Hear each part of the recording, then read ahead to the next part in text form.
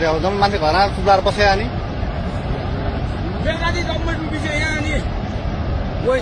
Anil phone गर्न आइछ न phone गरे भने फोन नआइ उठाउँदैन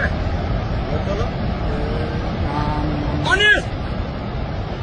कहाँ तो कहाँ काठुन्छ भाग भन्छ छिटो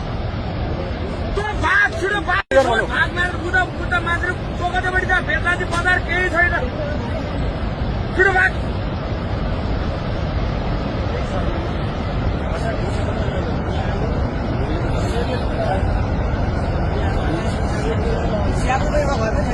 एउटै छैन र भने हामी